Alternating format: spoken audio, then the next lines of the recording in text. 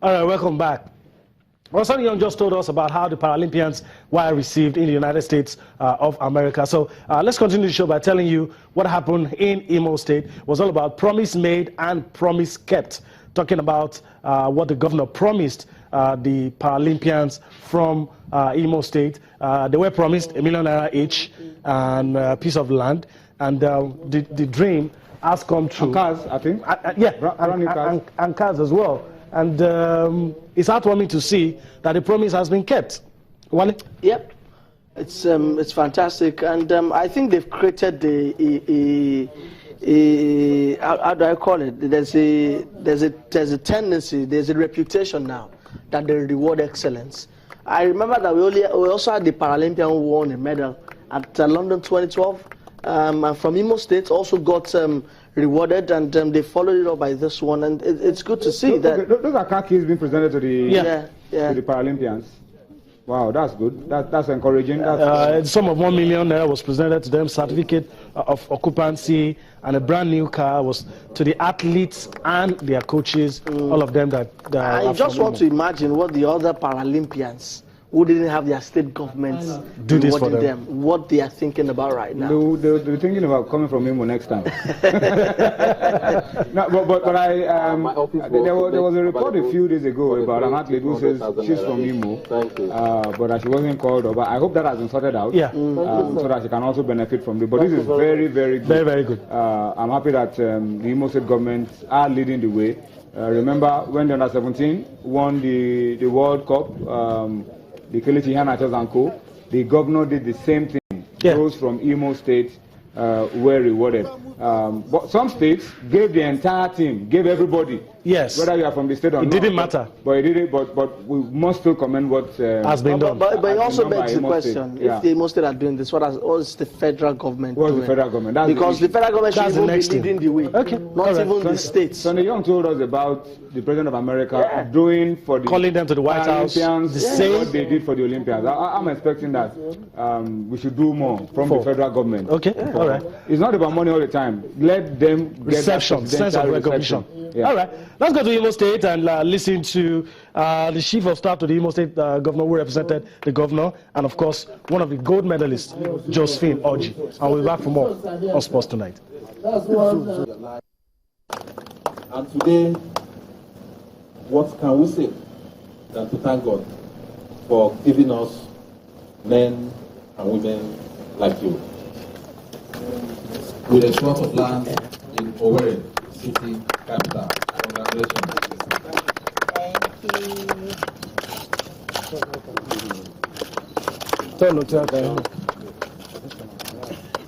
Thank you. Everybody wants to be Imo State athletes now. But we did not stay in the primary school like other athletes. We were in a hotel and we are eating and we enjoyed. And that made us to be in this height we are now. Number one, we bless you. God bless you the more. And God bless Imo State. All right, that's good to see. That's pride. Everybody wants to come from Imo. You just confirm what we said. About the nice reception they got and how well they've been treated. You know, how the state has, in a benchmark sort of, that they reward excellence. And in as much as other state governments will probably complain and use the excuse of the economic situation, hey, everybody is bearing the brunt of the economic situation, but most states have still able to do put something. all the stops to do something for the athletes. And in spite of the economic recession, these people have gone to the Paralympic Games and have done the nation proud. They deserve to be rewarded. No excuse was given. Okay, still talking sports. We have to leave football, save the best from the last. Let's go to the National Youth Games and give you the medal table. We talked about it yesterday, what's going on. We were also talking about Delta State winning. They're now back-to-back champions now. They're winning it for the second time running. I'm very sure we're going to see the medal table. And that's it on your screen. Wow, Ogun came second, close second. One more gold medal for Ogun, they would have the triple Delta. Yeah, because they had more silver medals. No, but Delta, I mean, what can we say about Delta? It's a tradition. Yes. From way back, I mean, they always shine like sports Million competitions, Stars, National Sports Festival, youth games, all these competitions. So they just continue in that tradition. They are the United States of Nigeria. if you want to put it that way, they always bring this, and we must commend the government of Delta State, Governor Okowa, has followed in the tradition of what previous governors administrators have done, and the O's didn't do badly as well. Yeah, Kwara. I'm happy to see Kwara as well there.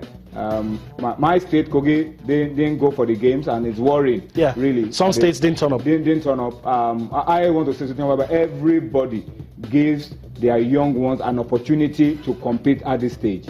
It's what we've been talking about, and if we do this well, this could just be the way for us to begin to revive sports. Our fortunes. Well, I think we've gone past the stage where you think sports is for people who are jobless.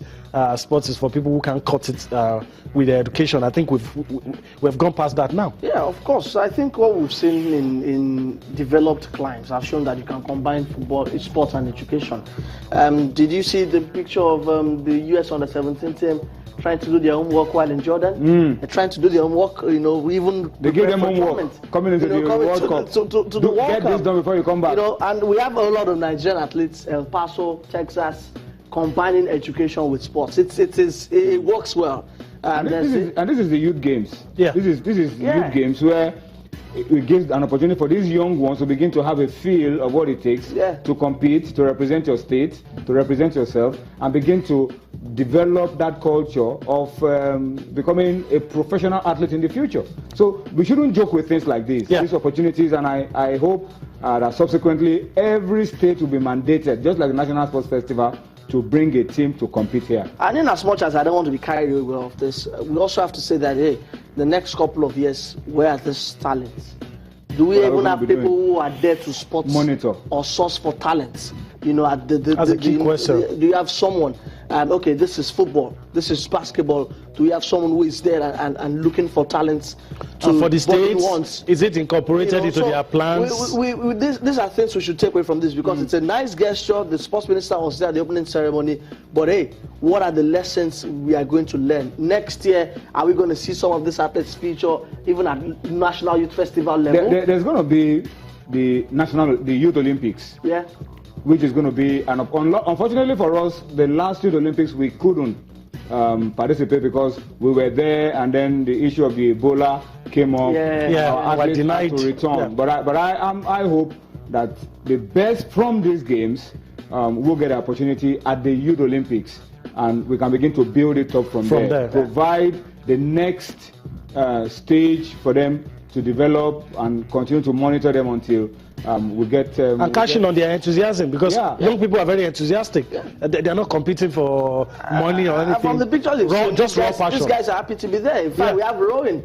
I see what canoeing, demonstration sports, canoeing and rowing. So it's really good. I heard this one in Kwara State was very, very colorful, and we can build up. Hopefully there's consistency. Hopefully we can have this next year, have this in 2 years, but there has to be a pool. It's a two-year competition. Okay, so there has to be a pool. Hey, this is what we got from this year's edition of the Youth Games. We want to see them at the World Youth Games, also the Youth Olympics. Like Tony also said, there has to be a progression plan. All right. And we can also chip this in very quickly. National Sports Festival is next on the agenda of the Federal Ministry of Youth and Sports. No word on whether it's going on, whether facilities are ready, or whether we're doing it or not. They told us November, but since they made a pronouncement that November, we've not had so much about the National Sports Festival. So an opportunity for the Federal Ministry. Although the state has said there's no need for apprehension, but we need the build-up. We need to build it up. There should be a build-up to it so that we can prepare. And it's our own Olympics. So the way the Olympics brings that our own mini Olympics. And I remember it used to be big that time. I think in the last 2-3 years it suffered some. Even the one we did in Lagos, Ogun State, fantastic editions of the games. The one in Lagos was fantastic. Everybody was everywhere. So that's what we want to see. All right. Okay, we'll leave it at that. Hopefully, we're hoping that we're going to be joined by Yinka Owulewa, our friend, based in Kwara State. But if it comes true, we will take that call. And okay, I'm told that Yinka has just joined us. Hello, good evening, Yinka. Good evening. All right, let's quickly talk about it. It's no longer news that Delta State has won. But tell us some of the things we didn't get to read, some of the information that you have, athletes discovered, innovations at the game. Quickly talk to us about that one.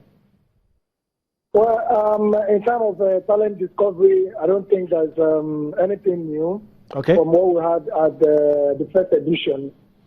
So the point remains that the Director Grassroots Sports Development at the Federal Minister of Sports and Youth Development, Dr. Ademola, he told us today that it's not going to be business as usual.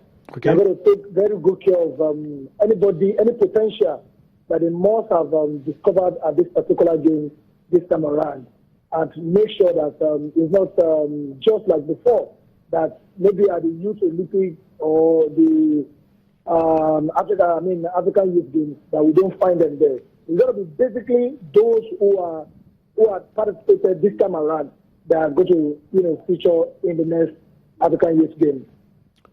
Okay, let's talk about the quality shown by some of the people that you've seen. As someone who has covered most of these big sporting events, talk about what you see, the promise for the future.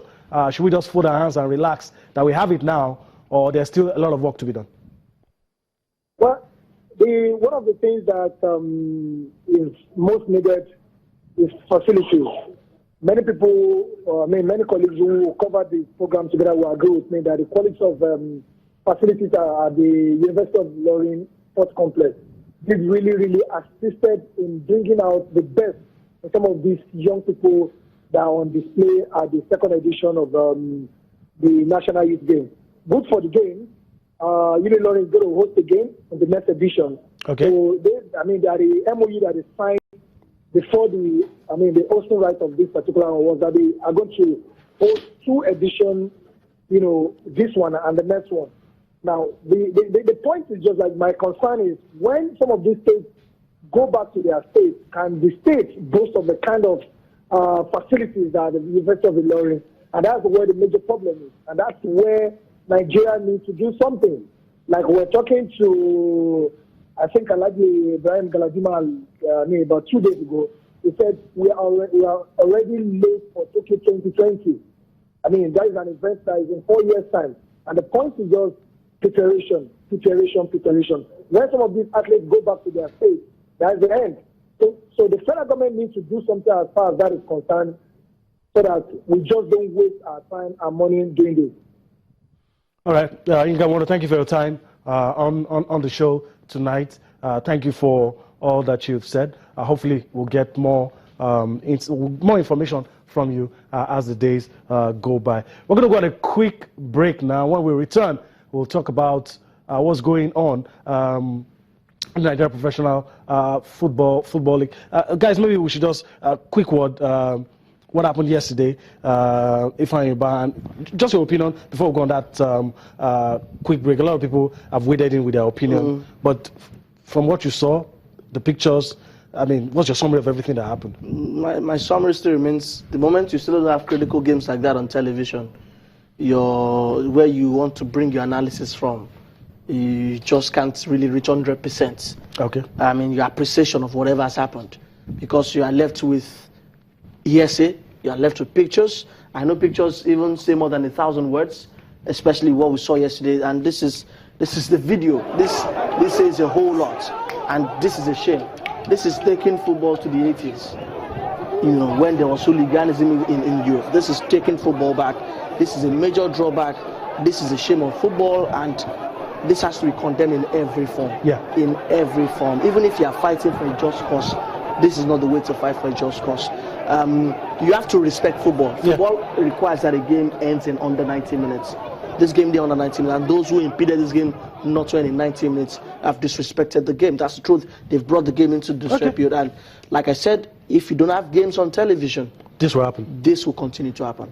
Okay, let's leave it at that for now. I'm going on a quick break. When we return, we'll still be talking about what happened yesterday. We'll take it a step further and look at some of the other issues, talk about some of our players doing well in Europe. We'll be back for more after this break.